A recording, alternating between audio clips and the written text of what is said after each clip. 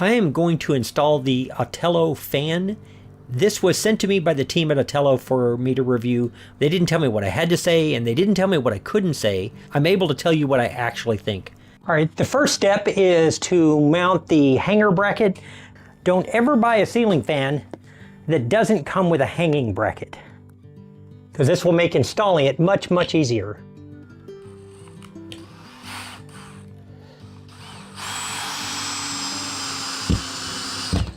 And make sure you hit studs when you're putting it in, if you have studs. All right, so we've got our ground power. Let's go ahead and hang this and get it wired up. Let's get everything wired up and get this thing rolling.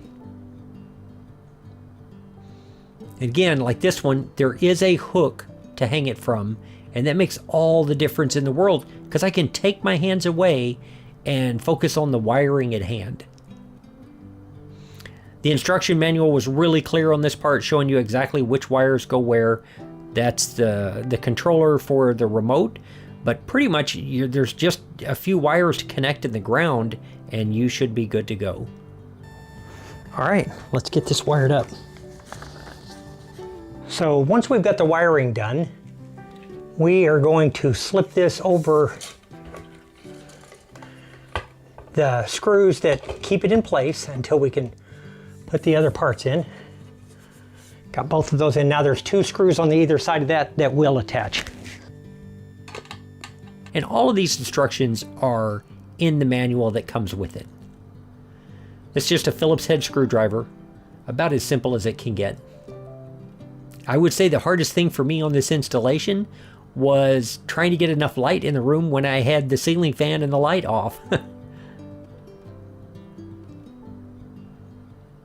Now we mounted this flush. The room has a little bit lower ceiling, so a down rod didn't work for us. We have reached the point that we can mount the blades, and you have a choice with these. You can mount it with the wood side or the black side. In this room, we're going to use the wooden side down so that you can see it. So let me get those put together and we'll get them mounted to the fan body. And you know, when I'm attaching these, on my last ceiling fan, what failed is this bracket that holds the fan blade to the motor. They were just made out of pot metal. And these are steel. This is just not going to fail. I turn the power back on and I make sure that it will run like it's supposed to. This was super quiet when I turned it on. And then it's a matter of plugging this in, super easy. And there are 3 screws that go up into the fan base, and a simple cover.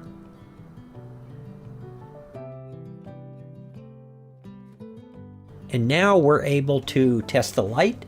It can go from blue to white to yellow. And it's super easy to tell what's what. You can see on the remote that they're color coordinated, but you can turn the light up and down. You can make it dimmer in the room, but again, my camera is adjusting as we go. But you can dim it and then you can turn it right back up. It's a 24-watt LED light bulb, expected to get like 50,000 hours. So here we are, everything is installed and running. There are a few things that this does while it's running that I really do like. It is very easy to get this to reverse direction. A lot of the older ceiling fans, you had to get up there and flip a switch on it and we just never did. But on this one, it will do it on its own. It's got a button right there in the center of the remote to do that.